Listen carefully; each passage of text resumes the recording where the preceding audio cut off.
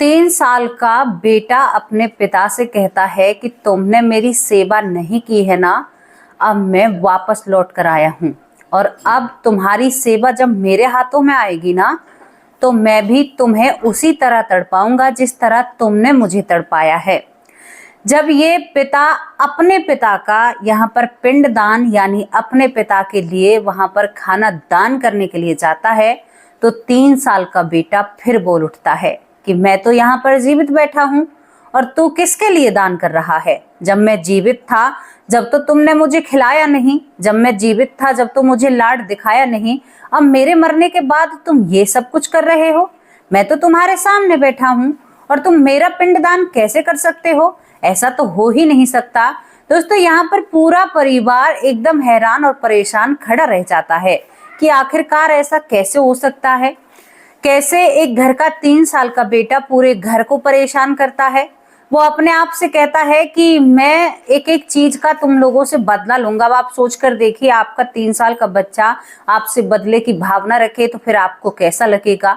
दोस्तों, ये सच्ची स्टोरी आप लोग कहते हैं ना कि आप पुरानी सुनाती हो, तो ये बिल्कुल अभी चल रही है और आप इस लड़के से मिलने भी जा सकते हो। आज करीबन ये लड़का ऐसा होगा 17 से 18 साल का और ये लड़का अपने पिता से अब बिल्कुल उन बातों को नहीं करता है, लेकिन इसकी बातों को सुनकर बहुत ही ताज्जुब होता है और कई ऐसे सबूत देता है, ये अपने प्रमाण देता है और बिल्कुल अपना पिंडदान ये बंद करा देता है। क्या आप स्टोरी को सुनने के लिए तैयार हो? क्या वो बेटे स्टोरी को सुनने के लिए तैयार हैं जो अपने पिता का मान सम्मान नहीं करते हैं? क्या वो भी मेरी वीडियो पे आ चुके हैं जो शायद आज तक अपने पिता को इग्नोर करते आए हैं? देखो, रिश्ते हैं, एक बार चुपके से अपने पिता के गले लगकर देखो, बड़ा सुकून मिलेगा। क्या पता कल वो दिन नसीब हो या ना हो। आज हम इस जन्म में रिश्ते में हैं, आज हमारा रिश्ता है भगवान के किसी काम से और हम किसी हमारे पिछले और अगले कर्मों के हिसाब से हमारे रिश्ते बने हैं। इसी जन्म में हमारे रिश्ते हैं। सब कहते हैं कि 7 जन्मों का 7 रिश्ता है भैया पति पत्नी का, तो ऐसे ही नहीं मिलता। एक और वीडियो है मेरी जो मैंने इसके ऊपर बाकायदा आपको बताया है कि पति पत्नी का भी 7 जन्मों का 7 जब बनता है, जब दोनों भगवान को नाम जप एक साथ करते हैं और इस मनसा से करते हैं कि अगर हमारा कोई अगला जन्म हो, हमसे कोई क्रिया बिगड़ी हो और अगला जन्म हो, तो हम दोनों एक साथ पति पत्नी बने, तो ही आपका पति पत्नी का जन्म हो सकता है। दूसरे जन्म में भी आप पति पत्नी हो सकते हो। अगर आपकी क्रियाएं भ्रष्ट हैं या आपके कर्म अच्छे नहीं हैं, तो आप दूसरे जन्म में पति पत्नी भी नहीं बन सकते।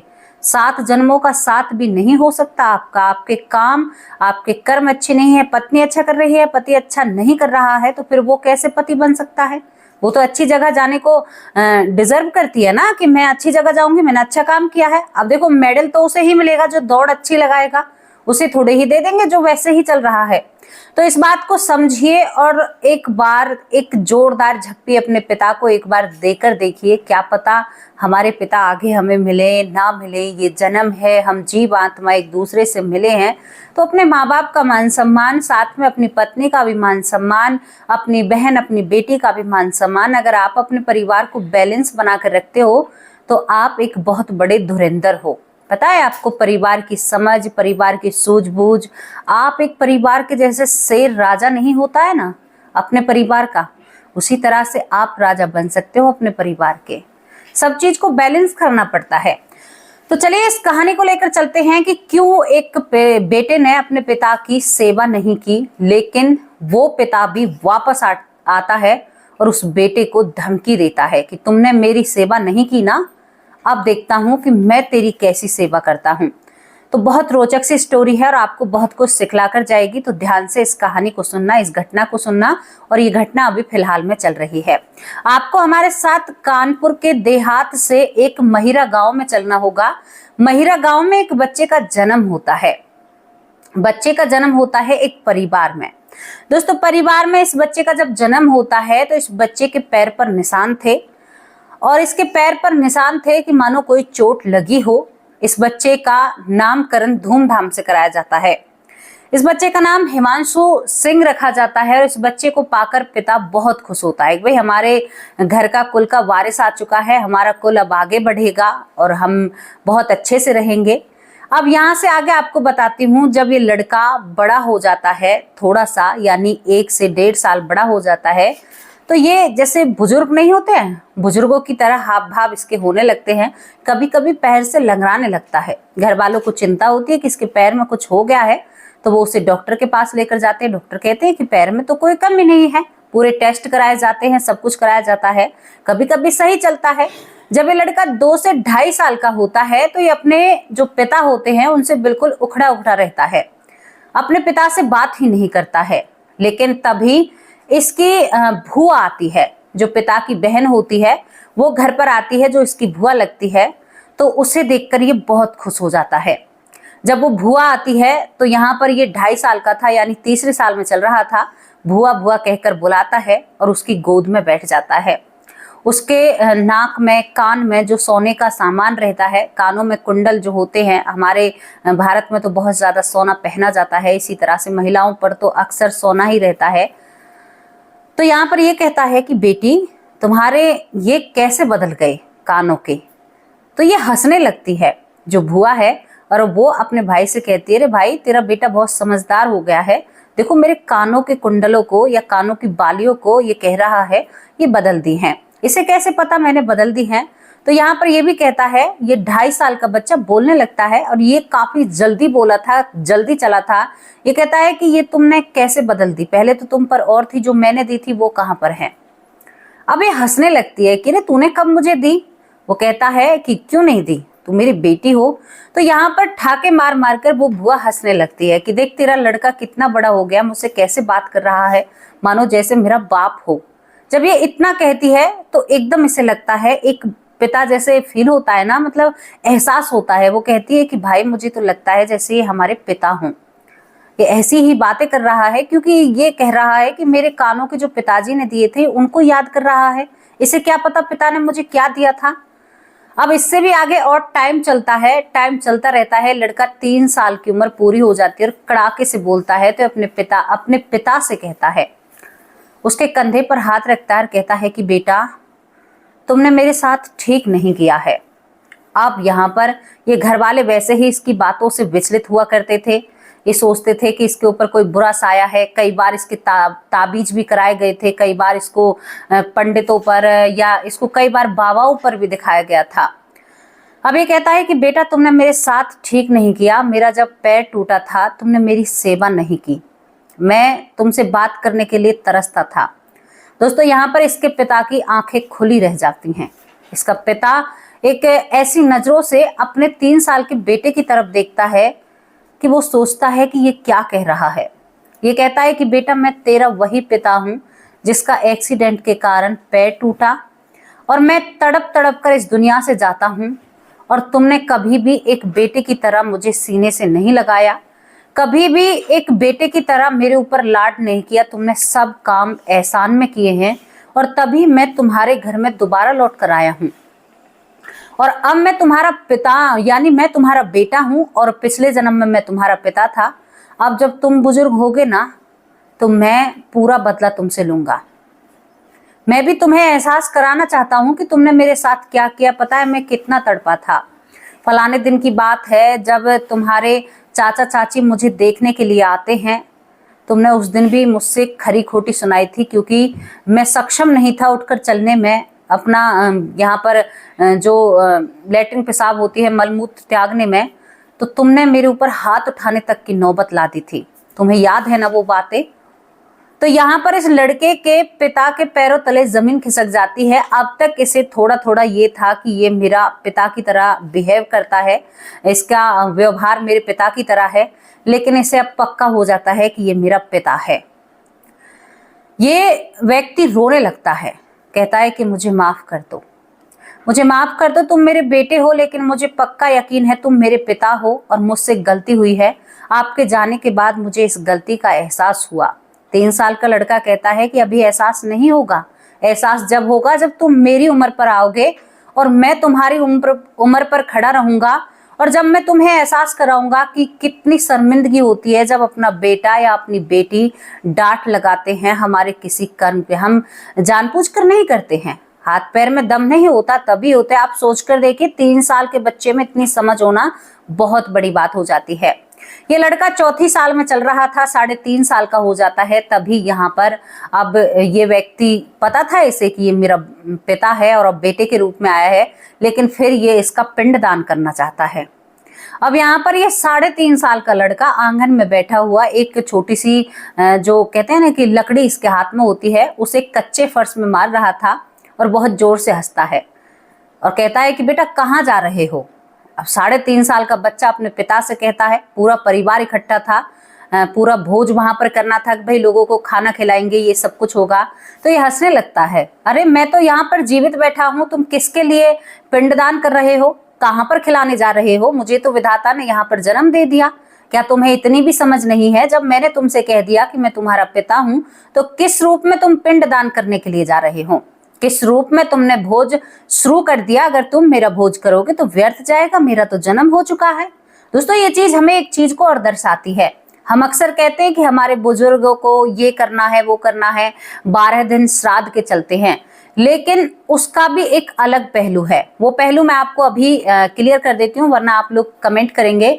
वो ये पहलू है कि हर किसी की एक जैसी गति नहीं होती, क्योंकि अच्छे कर्म वालों को तो जन्म मिल जाता है, किसी किसी को बहुत अच्छे कर्म करता है मोक्ष भी मिलता है, लेकिन क्या सभी इंसान अच्छे होते हैं?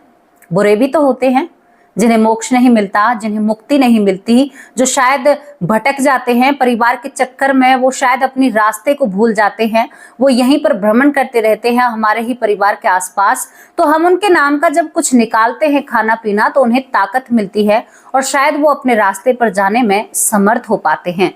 तो इसी वजह से वो 12 दिन चलते हैं। तो ऐसा मत कर दीजिएगा कि मैं कह रही हूँ कि जन्म हो गया तो आप 12 दिन उनका खाना पीना निकालना बंद कर दें, क्योंकि वो बहुत जरूरी है। हर इंसान एक जैसा नहीं होता, सबकी मानसिकता, सबकी सोच, सबका व्यवहार, सबका रहन सहन बिल्कुल अलग होता है। तो कहीं अपने आप में बदलाव मत कर देना। जैसा खाना निकाल रहे हो ऐसा ही अपना बड़े बूढ़ों का खाना निकालना, क्योंकि हर बड़ा बूढ़ा सीधा अच्छा नहीं होता, सबके कर्म उनके साथ चलते हैं और कर्मों के हिसाब से आपका अच्छा होता है अगर आप उन्हें कुछ ऐसी चीजें प्रदान करें, क्योंकि शायद आपका एक दिन का खाना उन्हें आगे बढ़कर चलने में थोड़ी सी सहायता मिल जाए। तो सोचिए, आप एक जीव आत्मा की बिना देखे मदद कर रहे हैं। तो इस बात को इधर उधर घुमाने की कोशिश मत करना, आपको पहले ही मैंने साफ कर दिया है। अब यहाँ पर जब ये लोग हंसते हैं तो सभी अपने जो वो बर्तन लेकर जा रहे थे, चावल वावल बहुत कुछ चीजें तैयार, जब से तो इसने कहा नहीं, 3.5 साल का जो हिमांशु सिंह होता है, तो अब सभी अपने बर्तनों को रख देते हैं और ये फिर अपने पिता को अपने पास बुलाकर कहता है कि बदला तो मैं तुमसे लूंगा जब तुम बूढ़े होंगे, पक्का लूंगा। अब इस पिता को डर लगने लगता है अपने ही बेटे से। बताओ, 3.5 साल के लड़के से अपने पिता को डर लगने लगता है। अब ये 3.5 साल का बच्चा इसे धमकी देता है रोज। अब ये पिता पंडित के पास जाता है कि पंडित जी, ऐसे ऐसे घर में सब कुछ चल रहा है, जो मेरा बेटा बनकर आया है वो मेरा ही पिता है और वो मुझे ऐसे ऐसे धमकी देता है, ये बुढ़ापे में मेरे साथ जरूर ऐसा करेगा। तो यहाँ पर पंडित जी कहते हैं कि जरूर नहीं है, 20 साल के बाद हर कोई भूलने लगता है और जैसे जैसे तुम उसके साथ बर्ताव और अपना जो हिसाब किताब है सही रखोगे तो वो भी बदलने की कोशिश करेगा। अभी वो बच्चा है, क्रोध से भरा हुआ है और उसके अंदर क्रोध बहुत सारा है, तो अभी तुम्हें उसे संभालना होगा। पंडित ने जब ये शिक्षा दी तो वो पिता अपने बेटे को बहुत लाड प्यार से रखता है, बार बार कहता है कि पिताजी मुझसे गलती हो गई, क्या तुम मुझे क्षमा नहीं कर सकते? एक पिता तो बहुत बड़े दिल का होता है। इसके बाद ये लड़का बिल्कुल गुस्से में होता है। तो अच्छा, यहाँ पर अब फिर इसकी जिसे नाते में भुआ है, लेकिन जब वो आती है तो अब ये 4 साल का हो जाता है, मतलब वो आती जाती है तो उसके घर पे चप्पलें टूट जाती हैं। मैं इनके किस्से आपको बता रही हूँ। तो ये 4 साल का हिमांशु अपनी माँ के पास जाता है और अपनी माँ से कहता है, जो इसकी माँ लगती है लेकिन पिछले जन्म की तो बेटे की बहू है, वो कहता है कि सुनो री, मेरी बेटी की चप्पल टूट गई है और मेरी बेटी को नई चप्पल पहनाकर ससुराल भेजना, वरना ससुराल वाले ताहने मारेंगे। अब यहाँ पर सभी को पता चल चुका था कि ये हमारा ही बाबा है, घर में वापस लौट कर आया है। अब हिमांशु को हिमांशु की भुआ अपने घर ले जाती है। घर ले जाती है, छुट्टियों जैसा कुछ माहौल होता है, लेकिन हिमांशु घर जाते ही ना ही तो उसके घर का पानी पीता है, ना ही उसके घर का खाना खाता है। कहता है कि बेटी तुम्हें नहीं पता हमारी परंपराओं के बारे में, कभी भी बेटी के घर का खाना नहीं खाना चाहिए। अब नाते में वो भुआ हैरान और परेशान करीबन 4-5 घंटे में वो हिमांशु को वापस उसके घर छोड़कर जाती और कहती है कि भैया इसने मेरे घर का पानी तक भी नहीं पिया, ये पक्का हमारे बाबा हैं, इसका ध्यान रखना। सभी को यकीन हो जाता है। दोस्तों धीरे धीरे हिमांशु बड़ा होने लगता है। तभी यहाँ पर हिमांशु की जो नाते में चाची लगती है, घर में कोई फंक्शन होता है तो चाची वहां पर खाना खा रही थी। और एक और आपको बात हिमांशु की बताऊं, जब से ये 3 साल का था तो घर के अंदर भी खास कर घुसा करता था। हमारी जो भारतीय संस्कृति की जो परंपरा है ना, तो जो बड़े जेठ होते हैं और ससुर जी होते हैं तो वो खास कर अंदर आते हैं। तो ये इसी तरह अपनी माँ से भी ये यही चाहता था कि मुझसे पर्दा करे। लेकिन एक दिन चाची खाना खा रही थी, 4 साल का हिमांशु कई बार खांसता है, फिर कहता है कि अरे फलाने की बहू, तुझे थोड़ी सी भी शर्म नहीं आती, तेरा ससुर सामने खड़ा है और तू मेरे सामने भोजन कर रही है। अब सभी को पता था कि था तो ये पिछले जन्म में ससुर, तो यहाँ पर ये थोड़ी सी शर्मा जाती है और अपनी पीठ इससे फेर लेती है और वो कहती है कि क्या करें, अब तुझे गोद में खिलाते हैं, क्या तुझे हम ससुर ही माने। तो दोस्तों ऐसे किस्से इनके घर में चलते रहते हैं, क्योंकि ये तो विधि का विधान है। विधाता ने देखो कहां से लाकर कहां खड़ा कर दिया। अच्छा, ये अपनी मृत्यु के बारे में भी बताते हैं, जैसे इनसे लोग पूछते हैं, क्योंकि ये तो उस समय नहीं था जब इसके दादा इस दुनिया से गए थे। तो ये कहता है कि मैं चाचा चाची के पास जाता हूँ, रोड के समीप चाचा चाची होते हैं और एक स्कूटर वाला मुझे टक्कर मार कर जाता है, जिससे मेरा पैर टूटता है। और पैर टूटने के बाद मैं कई दिन हॉस्पिटल में रहता हूँ, क्योंकि पूरा परिवार एक दिन पूछने के लिए बैठता है कि भाई क्या क्या हुआ था, क्या क्या तुम्हें याद है, तुम झूठ बोल रहे हो या सच बोल रहे हो। वहां पर इसकी बेटी और भुआ, मतलब जो पिछले नाते में बेटी थी इस नाते में भुआ थी, पिछले नाते में जो बेटों की बहुएं थी इस जन्म में वो इसकी चाची और माँ थी। अब सभी बैठे हुए होते हैं, उसके बाद की बातें बताता है। अपनी जो चाची लगती है, यानी पिछले जन्म में इसके छोटे बेटे की जो बहू होती है, उसे भी खड़ी खोटी सुनाता है ये इस जन्म में। क्योंकि जब इसका स्कूटर वाला इसको टक्कर देकर जाता है, जब इसका पैर टूट जाता है, तो इसके बेटों ने इसका ज्यादा ख्याल नहीं रखा था। यहाँ पर हिमांशु कहता है कि मैं बहुत तड़पा हूँ दोनों बेटों के लिए, मैं बहुत तड़पा हूँ अच्छा खाना खाने के लिए। मैं बिस्तर पर जब पड़ा रहता था, मुझे ही पता है एक एक दिन मेरे लिए 1 साल के बराबर हुआ था। इसी वजह से मैं वापस आया हूँ। और चाचा और चाची को भी वार्निंग देता है, अपने पिता को भी देता है। लेकिन दोस्तों समय हर चीज के घाव भर देता है। आप सोचकर देखिए, जिन बेटों ने गलत किया था उन्हीं बेटों का बेटा बनकर ये पैदा हो जाता है। चलो चाचा चाची से तो बदला नहीं ले सकता, लेकिन अपने पिता से तो ले सकता है, उसी घर में है। वो एक एक बात को बताता है। एक दिन बताता है कि इसके बेटे ने इसका यहाँ से जाबड़ा पकड़ लिया था किसी बात के ऊपर, खाने पीने के ऊपर, क्योंकि ये बिस्तर पर पड़े हुए थे। सभी के सामने जब इन बातों को खोलता है तो उस पिता की जो गर्दन है शर्म से नीचे झुक जाती है। अच्छा, चाचा भी दूध का धुला नहीं था, चाचा भी इसी तरह की हरकतें करता है। तो चाचा की भी पोल पट्टी खोलता है, बोला ये तो हमेशा मेरा कर तो दिया करता था जिसके घर वो पैदा हुआ था, लेकिन ये तो मुझसे दूर रहता है, छोटा बेटा। ये जब भी आकर मुझे परेशान किया करता था और खरी खोटी सुनाया करता था। कहता था कि तेरा तो जो दिल है बड़े बेटे में ही है, तेरी आत्मा तो बड़े बेटे में ही है, तू बड़े बेटे के ही लिए चाहता है, तो इसी के लिए सब कुछ करता है। ये 4 साल का बच्चा सभी को बताता है।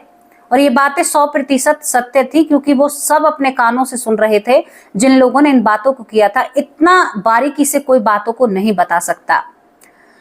वो सारी A to Z जितनी भी चीजें होती हैं सब कुछ अपने बेटों के सामने रखता है और कहता है कि बेटा ये विधि का विधान है, कभी भी सब कुछ बदल सकता है। आज इस जन्म में जो हिमांशु है, जो इनका बाप था, आज वो बहुत भगवान का आश्रय में है, बहुत भक्ति भाव करता है। अभी से ही उसने 7 साल की उम्र में गुरु बना लिया था और वो बहुत भक्ति भावना में रहते हैं।